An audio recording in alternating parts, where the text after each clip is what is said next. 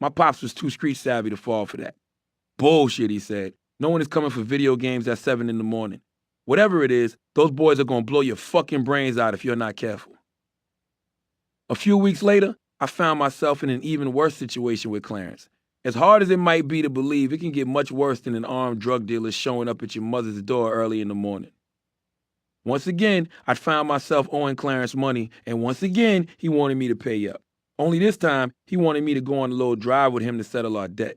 I didn't really have a choice, so I met Clarence at the appointed time and jumped in his ride. "Where we going?" I asked as he pulled off. "To rob this nigga crib that owed me some bread," Clarence replied matter-of-factly. "Hit this blunt," he added, passing me some weed. My heart sank.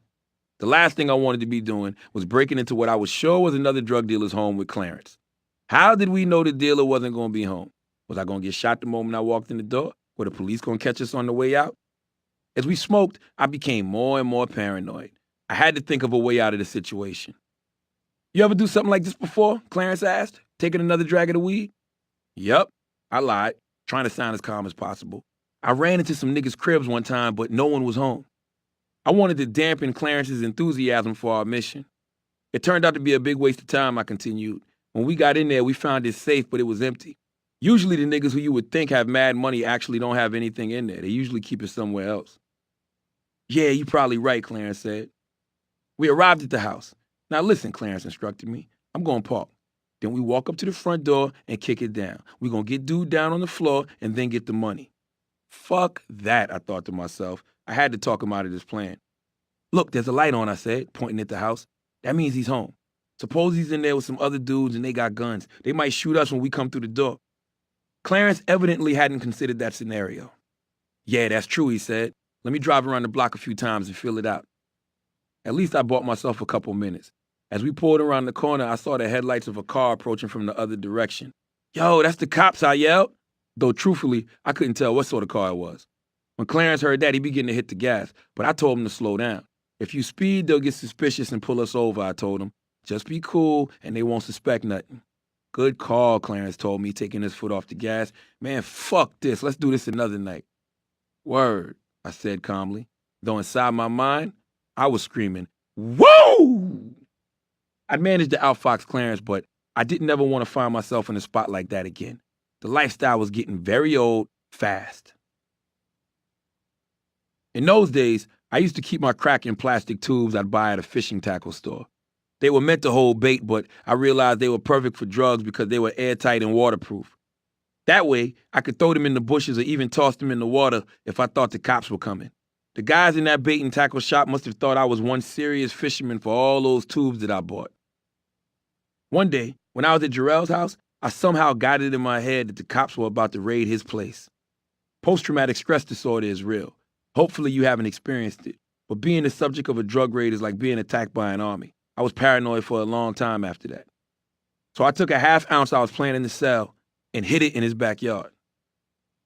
That night, I came back to Jarrell's to hang out with him and his cousin Vincent. Vincent was a real character. For starters, he was mentally challenged. He literally rode the short bus. But to make up for what he lacked in brain power, God had blessed Vincent with one of the biggest dicks in the entire universe. Seriously, this kid was the size of a Pringles can. How did I know that? Vincent was an unapologetic exhibitionist. It's a crime he never got into porn.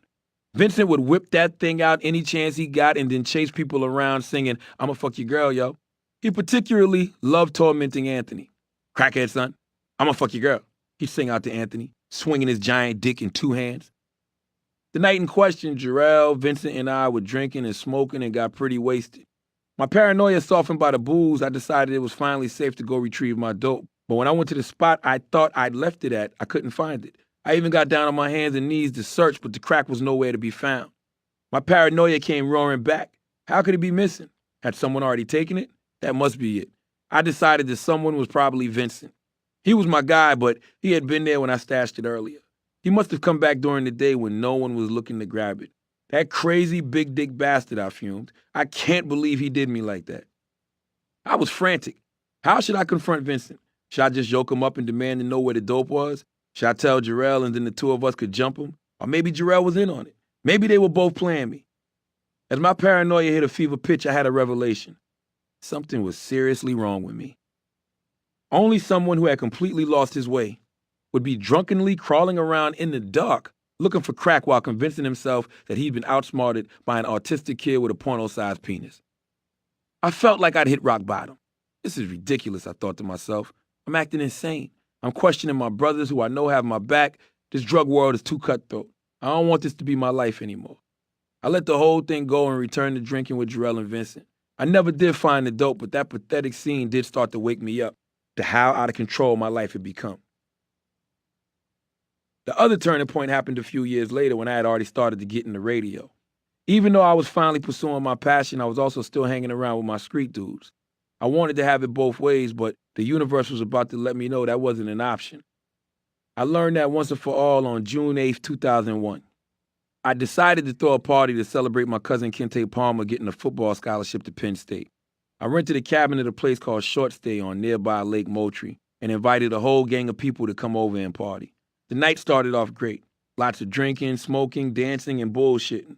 But at some point, one of the girls passed out, and when she woke up later that night, she claimed that some of the dudes at the party had sexually assaulted her. I wasn't there at the time. I'd left to go get some weed, and when I finally heard about what had happened, the entire party had cleared out. Apparently, she'd gone into a dark room with some guys to have sex, and when she started to protest, one of them said, "Relax, it's Charlemagne." After I heard that rumor, I asked my homeboys who had been there, did anyone touch this girl sexually? Did someone use my name? They all swore to me up and down that nothing had happened. Early the next morning, my phone rang, and I expected it to be about the fallout from the party. Instead, it was my friend Booby who delivered the chilling message, "Yo, Scrap is dead." Scrap was Jarrell's cousin, someone I considered a big brother. Turns out he had died after driving home from a club drunk, hitting some railroad tracks at a high speed and flipping his car over. I couldn't process the information. I needed to get out of the house and talk to someone. So I headed over to Kitfield where my cousins always hung out. When I got there, sure enough, they were literally sitting under a tree. I jumped out of the car and started yelling, "Yo, Scrap is dead. He's dead." My cousins just looked at me and said, "Yeah, Kente is in jail too." "What?" I asked. "What's he in jail for?" "Man, you didn't hear? They said he raped a girl at that party last night." When I heard that, I was doubly devastated. Kente was about to go to Penn State, one of the most powerful football programs in the country. He had a chance of ending up in the NFL if things broke his way. I knew he hadn't been involved, but just the accusation alone could derail his dreams before they'd even begun. I hopped back in my car and drove straight to the police station to help clear Kente's name. When I got there, I told the officer at the desk that the whole party had been my idea. I rented the cabin. I bought the alcohol. I went out to get weed. I invited the girls. That was all my doing, I told her. I take full responsibility. Kente didn't set any of that up, and I know he didn't touch that girl. The officer listened to my confession, took a statement, and then said, "Okay, well, thank you for coming down here and sharing that. I'll let you know if we need anything else from you." Before I left, though, the cop hit me with a surprise. Kente hadn't been arrested for anything. Turned out my cousins had made the whole story up just to mess with me because they hadn't been invited to the party. I'd like to say I was shocked they do that, but I could believe it all too well. My older cousins had always hated on Kente and myself because we were younger and going places. Rather than cheer us on, they got more satisfaction out of trying to trip us up. The police did come and arrest me a few weeks later in connection to the assault. They took a couple of blood and hair samples, but released me the same day. Eventually, the criminal sexual charges were dropped, but I was hit with a charge of contributing to the delinquency of a minor because I'd bought the alcohol to the party. The previous stints in jail hadn't affected me, but that one, as brief as it was, definitely did. Deeply. As crazy as it may sound, forget about shooting at people, forget about drugs, this was a possible rape charge. That caught my attention. It was all too much. I had people possibly lying to girls, using my name to sexually assault women. I had people possibly stealing dope from me, not to mention forcing me to go on home invasions where God knows what might happen. Clearly, I needed some new friends. I'm done with this lifestyle, I told myself with finality. I'm done with all this street shit, the lies, the drama, the danger, the death. I'm not going to make it if I try to keep one foot in the street. It's going to suck me in, and I'm never going to get out. Yes, I'd said those words before. This time, I meant them. The witness dream. Like a lot of people who find themselves disillusioned with the street lifestyle, I thought religion might help me get into a better mental and spiritual space. Since I'd grown up a Jehovah's Witness, That congregation seemed like a logical place to look for a fresh start. I stopped going to Kingdom Hall, which is like the witness equivalent of church, when I was 13 or 14, but as my life started to spiral out of control, my mother and several of my aunts kept encouraging me to give it another try. I wanted to make them happy, but I was apprehensive.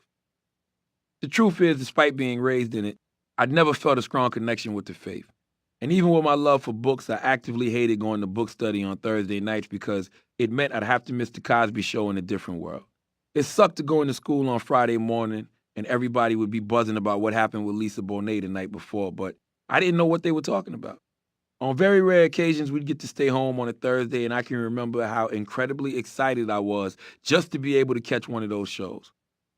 Plus, being a witness made me feel left out at school. If you're not familiar with the faith, witnesses also don't observe Christmas, Halloween, Father's Day, or any other holiday. Whenever there was a celebration in school, we couldn't be part of it. Most of the kids had no idea why we'd always be off to the side during Christmas plays or Halloween parades, or why we couldn't even make cards for Mother's Day or Father's Day. To my pop's credit, he understood the awkward position we were in. Every year, he'd make sure to pick up Christmas gifts for us, even if we weren't celebrating the holiday. I remember one year it was a Nintendo, another year it was a pair of high-tech boots, not the knockoffs I'd asked my mother to buy me at Payless, but the official high-techs that all the cool kids were rocking. I might not have gotten them on Christmas morning, but I got them. That was the first day all the kids came back from break and were bragging about whatever they'd gotten for Christmas. I could chime in with, "Oh yeah, I got that new Nintendo too," and not feel completely left out. My father understood moments like those can be important to a kid. That's why my biggest beef with the witnesses is that I didn't like how they treated my father. When he was struggling with drugs and really needed support, I felt like they turned their backs on him. One night, one of the brothers, similar to a deacon in a Baptist church, stood up and announced, "Larry McKelvey is being disfellowshipped from the Kingdom Hall of Jehovah's Witnesses." After that, no one was allowed to talk to him while he was on the premises. The theory is that the shame of being isolated will motivate you to correct whatever mistakes you've made, but I thought the whole concept was whack. If someone is going through a rough period, help them. Don't ostracize them and make them feel even worse about themselves. Their methods weren't always as severe as defellowshipping someone. When I was particularly troubled as a teenager, some of the elders from the Kingdom Hall would come study with me at my mother's house. I remember I was studying with one of the elders and I asked him about Deuteronomy 14:8, which states, "And the pig, because it parts the hoof but does not chew the cud, is unclean for you. Their flesh you shall not eat, and their carcasses you shall not touch." When I asked how come then we still ate pig, he replied, "Well, that's from the Old Testament. We think if you pray over the food, it's fine to eat." Being the smart ass that I am, I said, "Well, the Bible also says you shouldn't have sex before marriage. So if I pray over the pussy, then I can fuck it, right?" Sounded like a perfectly logical question to me, but I do remember him squeezing my hands extra tight when he prayed with me later on that night. Despite moments like that, I did return to the hall to both make my mother happy and to see if I could find some motivation to help me turn my life around. It took only a few services, however, before I decided that being a witness wasn't the answer for me. I respect that the faith has lent a lot of stability and support to my mother's life. I don't know if she would have made it through some of those rough times without the community having her back. It wasn't going to have the same impact on my life. I don't think there's any organized religion that is the answer for me. I've taken valuable lessons from many organized groups, the Witnesses, the Nation of Islam, the 5%ers, just to name a few. At the end of the day, however, I'm a spiritual person, not a religious one. Having said that, I do believe that in order to be truly successful in this world, you need to have a close relationship with God. I'm not telling you that you have to go out and convert to Islam, get baptized in the name of Christianity, or become a Jehovah's Witness, but you do have to have some type of spiritual foundation. I'm always shocked when I run into people who don't believe in God. I'll even ask them, how can you not believe that there's a power greater than you who's engineering this whole system of things? Usually they'll tell me something like, man, God is just some mystical fairy tale. God is no different than Santa Claus, the Easter Bunny, or the Tooth Fairy. I disagree wholeheartedly. But that mindset is honestly one of the reasons I don't sell that junk about holiday headliners to my daughters. Maybe it's the witness influence on me, but to this day, I'm not a fan of holidays. I think it's a mistake to hype your kids on Santa Claus, the Easter Bunny, and the Tooth Fairy on one hand, and then try to sell them on God with the other. When they get older and realize Santa and the Easter Bunny aren't real, it becomes too easy for them to dismiss God as well. So you were lying to me about everybody else, but this God character is real? They'll say, yeah, right. And then they'll miss out on the affirmation, confidence, and faith that religion can provide when they're older and really need it. True love, false dream. I might have been raised a witness, but my true religion was hip-hop. Hip-hop culture was where I found inspiration, direction, and community. Ever since my cousin Ty had put on that Rakim record, hip-hop had become the driving force in my life. When I was out in the streets, hip-hop is what helped me dream. When I was in jail, it was what helped me pass the time and stay positive. Hip-hop dictated every aspect of my lifestyle, what I wore, what I drove, what I ate, how I rapped to females and dealt with other males. Being so heavily involved in the culture, it was only natural I decided I wanted to be a rapper myself. Let's face it, almost every guy in the hood thinks he can be the next Jay-Z or Lil Wayne, especially if you have the gift of gab like I did. When you see guys who came from backgrounds like yours popping champagne on yachts, driving around in the flyest cars, and wearing expensive jewelry, it's easy to fall into the trap of thinking, hey, I can do that too. I didn't just fall into that trap, I dove into it head first. I started off like most kids do, just rhyming in the lunchroom or on front stoops with my friends, making up new lyrics to popular songs, especially after I smoked a little weed. Rapping was the way I wanted to express myself. My partner in rhyme was Jarrell.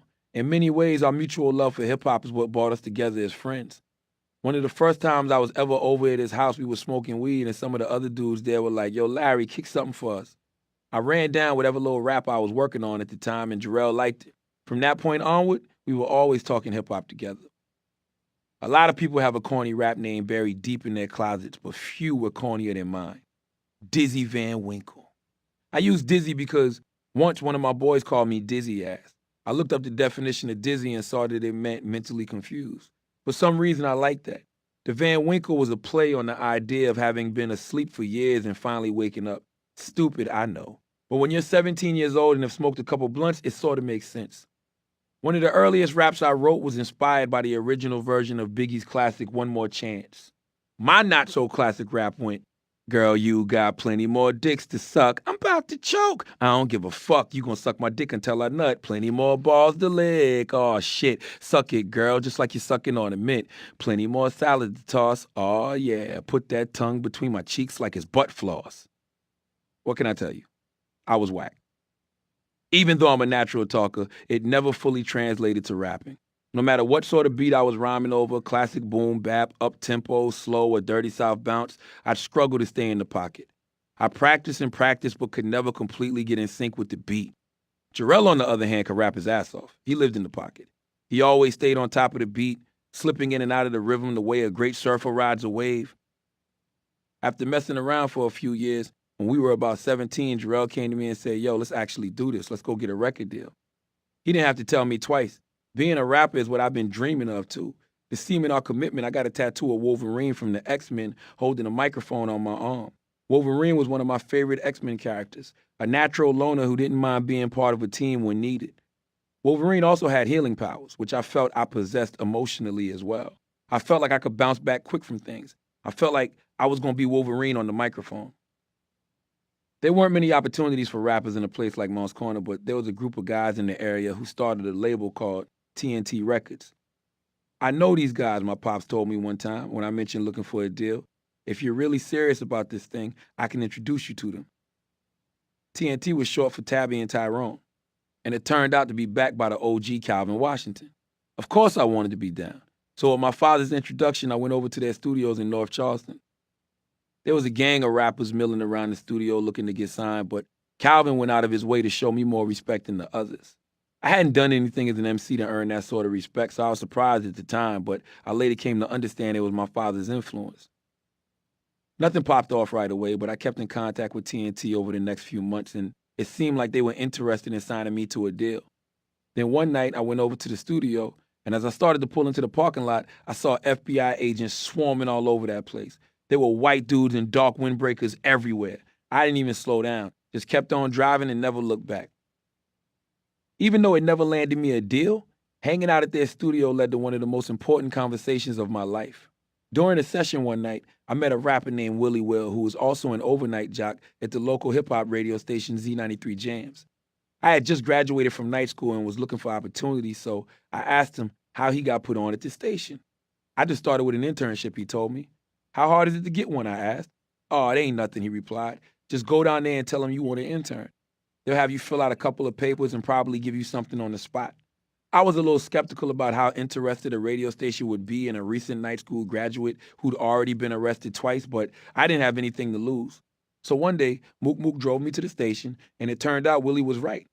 I had a couple conversations, filled out a few forms, and bam, I was an intern at Z93 Jams. After interning at Jams for a few months, I noticed that the station had a good relationship with a local rap label named Never So Deep Records, which was making a lot of noise. It was run by a middle-aged guy named Dr. Robert Evans and his son Robert Jr., or DJ Bless, who was also the in-house producer. Even though the TNT situation hadn't worked out, I was still clinging to my dream of making it as a rapper. So I decided to go over to Never So Deep and introduce myself. I was a little wary because a local rapper I knew named Infinity the Ghetto Child had told me that he thought something about Dr. Evans and Bless's energy was off. Even though he was signed to their label, he didn't really like Dr. Evans and Bless.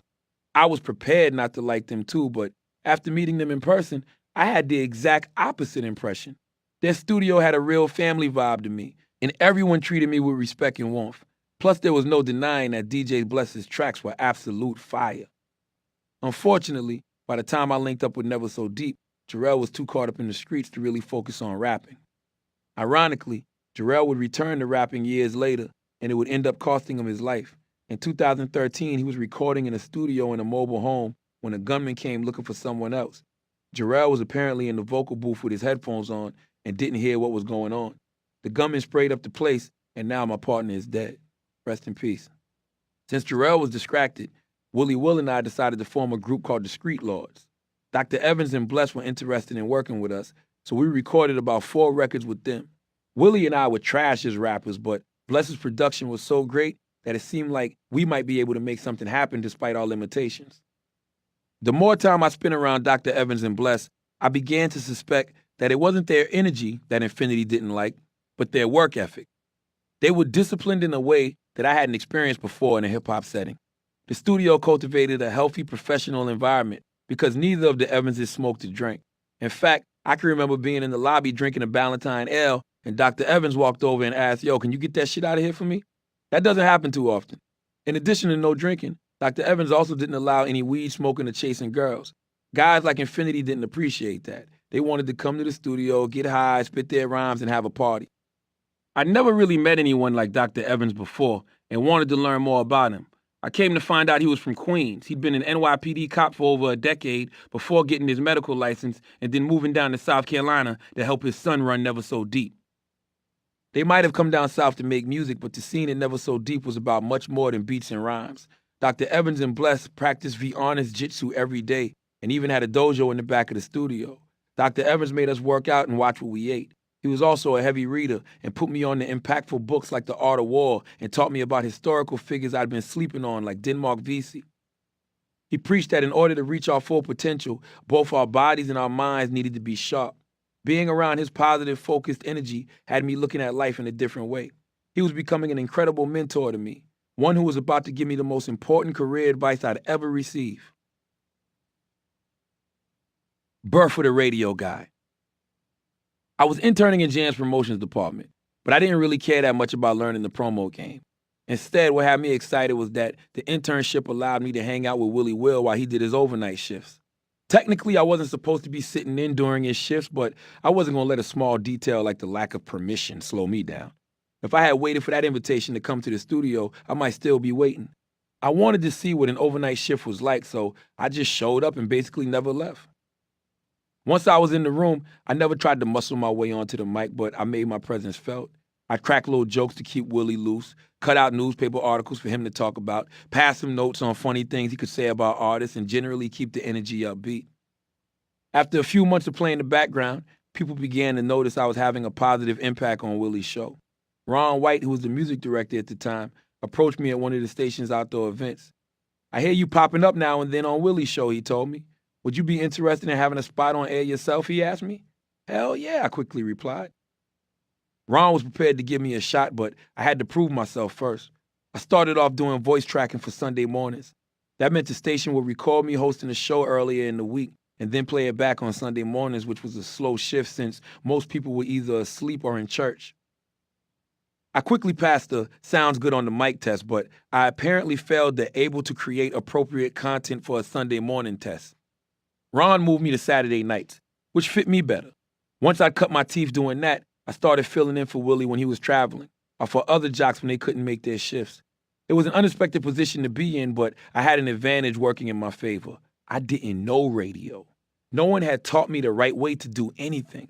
I didn't work in my college radio station. I hadn't even gone to college. I hadn't attended a technical institute that instructed me on how to work the boards or set up the mics. I was a blank slate. I literally walked off a dirt road and up into the station. The only thing I knew how to do was run my big-ass mouth. So that's what I did. I got in front of the mic and talked. I didn't know about liners or positioning statements or how to come in and out of commercial breaks. I just stated my opinions. Yeah, that's the new Nelly song, EI, I might say. Damn, that record is whack. I talk to my listeners the way I talk to my friends. It might not have been the most sophisticated approach, but it worked.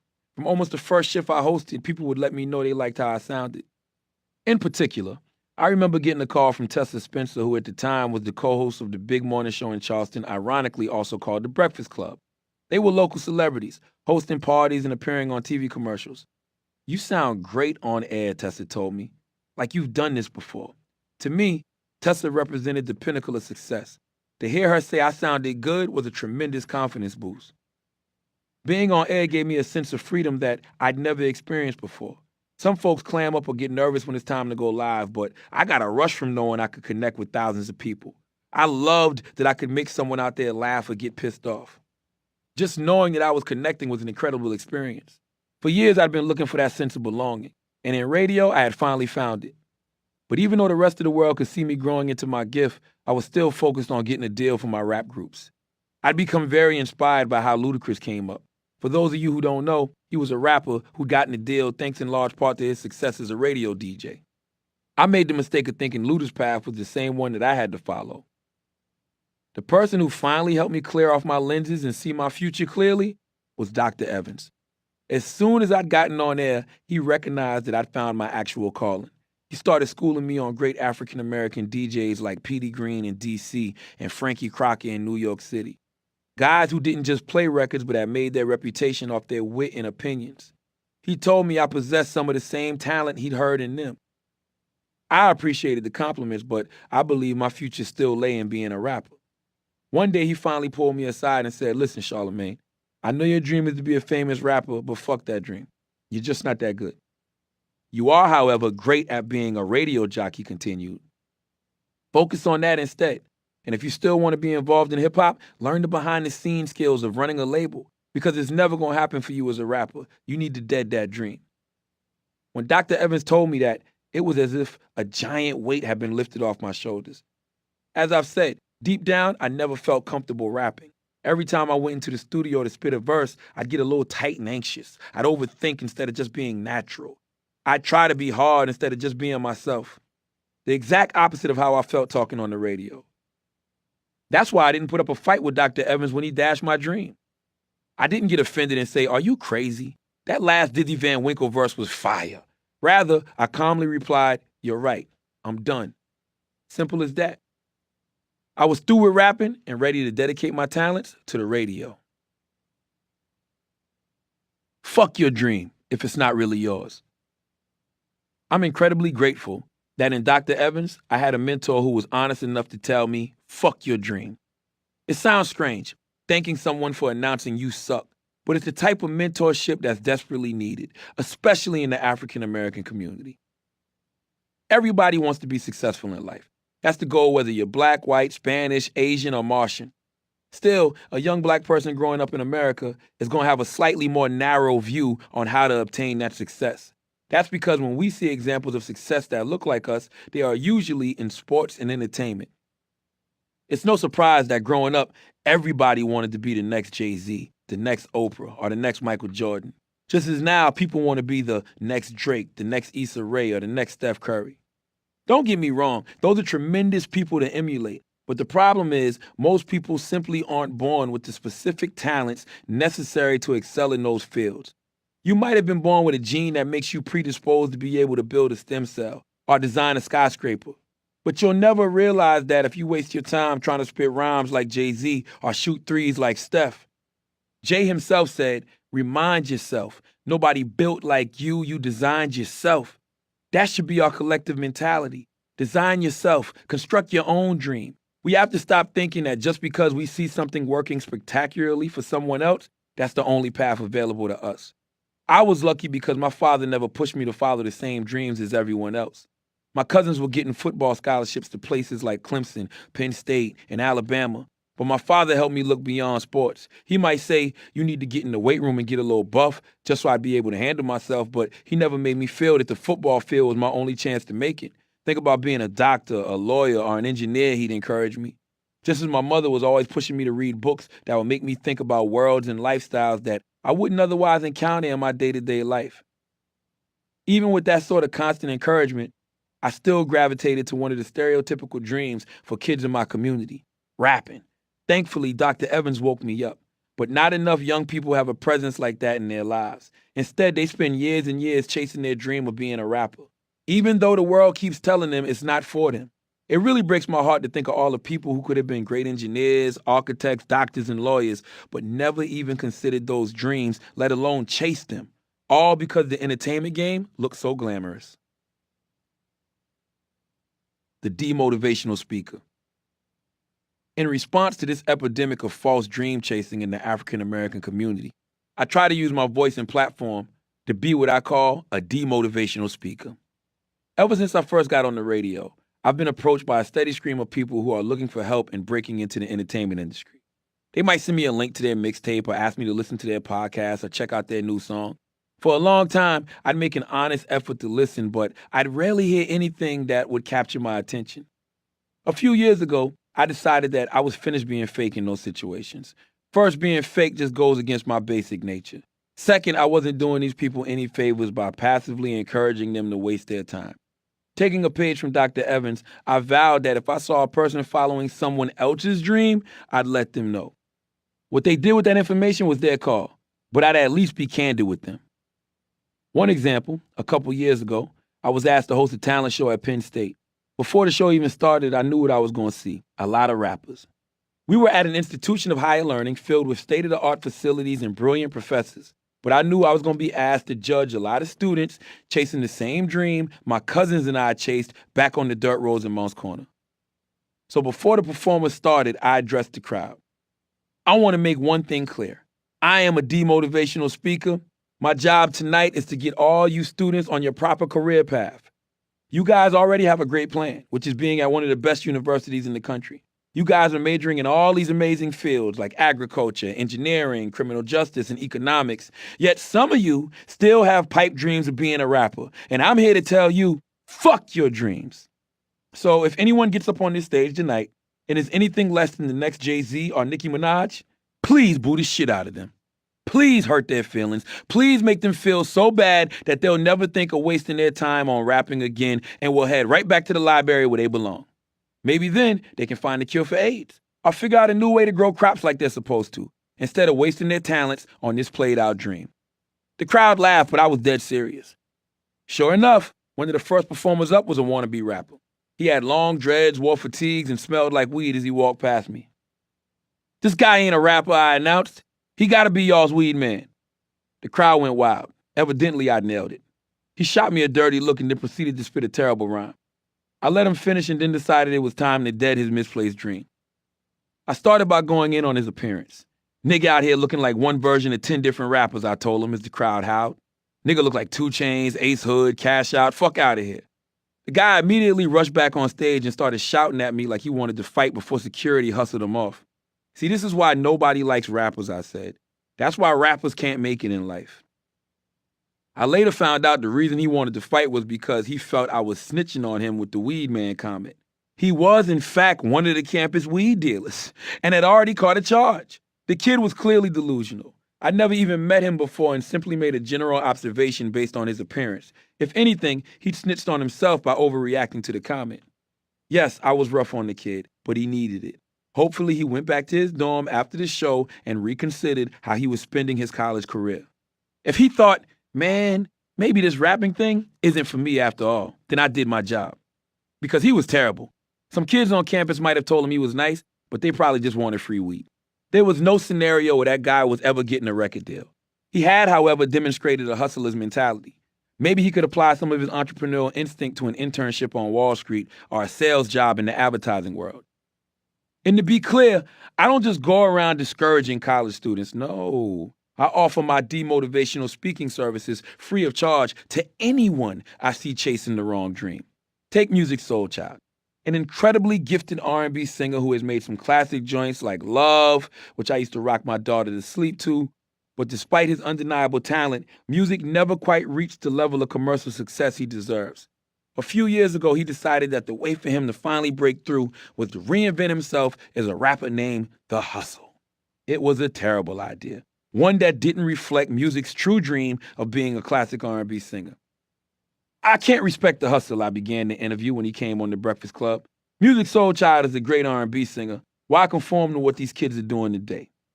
Music responded that he wanted to be a rapper because he was bored of singing. I wasn't buying it.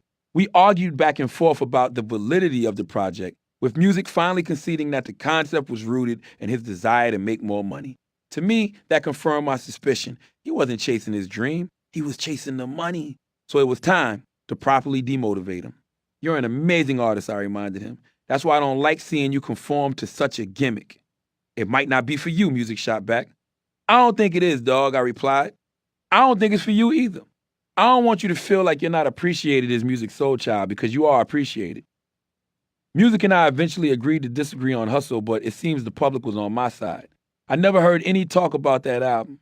To me, that's the universe letting Music know he was chasing a false dream and should have stuck to his true calling, which is making beautiful, stirring love songs. If he releases another album filled with songs like that, I'll be the first to pick it up.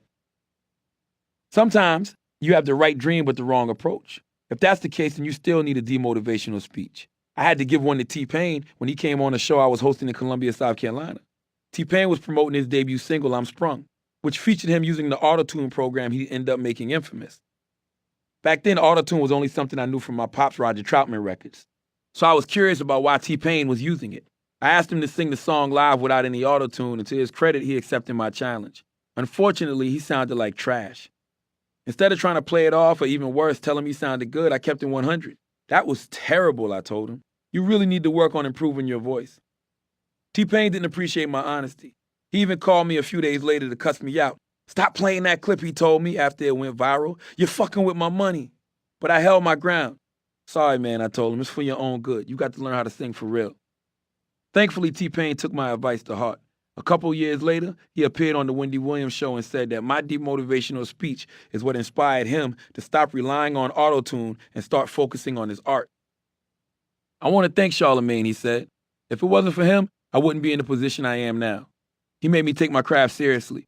I stopped smoking and really started working on my vocal technique. I was happy to help. Today, T-Pain and I are good friends and are even working together on several TV projects. The T-Pain example is critical, because there are going to be people who tell you fuck your dreams when in fact you are on the right path, when you have found your actual gift. I had a moment like that once with my cousin aunt. The only reason I call her a cousin aunt was because she was like my parents' cousin, but she was actually my cousin's aunt. So I would call her Aunt Penny like my cousins did, even though she was actually closer to a cousin to me. Make sense? Of course it doesn't. So let's just say Aunt Penny. Anyway, I remember being in her kitchen with all my younger cousins around the time I was doing overnights at jams. I was drunk and pontificating about my life plans, about how I was going to be as big as Tom Joyner, Doug Banks, Angie Martinez, Big Tigger, or any of the radio personalities who were popping at the time. Yes, I was running my mouth, but I was also trying to speak my success into fruition. Aunt Penny heard me from the other room and stuck her head into the kitchen to add her 2 cents. Larry, you shouldn't put your goals so high, because when you don't achieve them, you'll be disappointed. I literally heard a record scratch when she said that. I took a moment, then looked at my cousin aunt and declared, that's the dumbest shit I ever heard in my life. I almost always show respect for my elders, but that comment had me hot. Don't dream too big is a very poisonous thought to put into the mind of a young person. If you look at her own kids today or her nephews and nieces, none of them are doing much with their lives, probably because they listen to her advice. This is why it's critical that you be able to tell the difference between someone telling you fuck your dreams in order to get you on the right path, or simply telling you fuck your dreams because they've already given up on their own. I trusted Dr. Evans because I knew he had taken the time to observe me to see what I was capable of. Plus, he was an accomplished individual in his own right. He was someone who strove to get the most out of life, someone who chose pursuing passion over procrastination. Those are the types of people you want to listen to. The key is to remember that no matter who you are or where you come from, your dream is out there. Try to think of life as a big-ass Christmas tree. Then think of God as our collective Father, who has made sure to put one gift under that tree for each of his children. Don't try to grab someone else's gift, no matter how shiny or cool it might look. You're not ever going to find lasting success that way. Keep on rooting around under that giant tree until you find the gift with your name on it. And if I catch you playing with someone else's gift, I'm going to let you know about it. I'm going to hit you with a demotivational speech because that's what you need. Sometimes I'll see people write online that I'm a dream killer or a pessimistic person. Those are just knee-jerk reactions. The fact is, I'm extremely optimistic. I have complete faith that as long as you follow your dream, you're going to find success. Principle 4. There are no losses, only lessons. You should give zero fucks about any perceived losses in life as long as you learn something from them. Always look for the lesson in any situation you think didn't go your way. Understand that your plan isn't necessarily also God's plan for you. My friend Donnell Rollins, a.k.a. Ashley Larry from Chappelle's Show, once told me that you don't become a true star in radio until you've been fired 3 times. Well, by that measure, I must be doing pretty well because I've been fired 4 times. Some of you are probably thinking, yes, but you deserved all those pink slips because of your foul-ass mouth. That might be the perception, but I've never actually been fired for anything I did on the air. There aren't any stories of me getting people to have sex in church like Opie and Anthony, or getting in trouble for making fun of tsunami victims like Miss Jones did, or threatening to put mayonnaise in the crack of a 4-year-old girl's butt and take a bite out of it, like Star threatened Envy's daughter. Nope, nothing like that. And as far as off-the-air behavior, I consider myself a model employee. Almost to a person, I know my colleagues have respected and enjoyed working with me. That's one of the reasons why when I look back at those firings, none of them felt devastating to me. There was never a moment when I felt like getting let go was a death sentence to my career. I always remained optimistic that I was going to bounce back because I subscribe to the concept that there are no losses in life, only lessons. When you get fired, instead of getting mad at your employer or getting down on yourself, the best thing you can do is say, thank you for the opportunity, and keep it moving. Then once you've given yourself a day or two to get past whatever emotions you might be feeling, take a calm, cool, and collected look at the reasons behind your termination. Even if you were told, like I often was, that your employer was simply going in another direction, something motivated that. Figure out what it was so you know what missteps to avoid at your next job. And most important, believe that there will be a next job. A lot of folks want to plan out their career step by step. First, I'm going to get a position at this company. Then I'm going to move on to a bigger place, they'll say. From there, I'm going to take an executive job. They've got their whole career from intern to manager to executive to CEO scripted out before they take their first step. It's great to have a vision for what you want to accomplish, but very rarely do people's blueprint for themselves go exactly according to plan. So please, never ever give up because things aren't going the way that you planned them at first. When I'm moving full steam toward my goals and suddenly I get knocked off my path, I don't get flustered or despondent. I just have the confidence that I'm going to be redirected to the next opportunity, which is why I like to call getting fired an act of divine misdirection. I've learned that I can map out all the moves I want, but ultimately, God's GPS is better than whatever navigation app I've downloaded. Leaving Z93 Jams. There was a growing buzz about my on-air presence, but I still couldn't land a full-time slot on Z93 Jams. It was a heritage station, one that has been running the same format for decades, which meant that it had more money, more promotion, more history, and a bigger signal than its competitors. Z93 Jams was and remains the big dog in the Charleston region. As a result, jocks rarely left because there was really no place better to go. I still had my internship in the promotions department and the occasional overnight shift, but I was hungry for more. I wanted to figure out a way to move up the ladder, so I started questioning all the full-time jocks about their journeys, looking for insights into what they'd done to get ahead. One thing I noticed was that they all had mass communication degrees. It occurred to me that my lack of a degree could be holding me back. To enhance my resume, I decided to enroll in a communications program at Trident Technical College in Charleston. It seemed like a good idea, but I didn't even make it through the first class. Why am I here, I asked myself, looking around at my fellow students. Most of them had barely set foot in the radio station, let alone hosted their own show like I had. I've been winning by following my instincts, I told myself. So why now should I listen to someone else's advice on the right way to do this? There was no good answer to that question. So I walked out of the class and never went back. I realized I was hustling backward at that school. I already had the privilege of working at a radio station. Instead of waiting for an instructor to tell me the right way to be on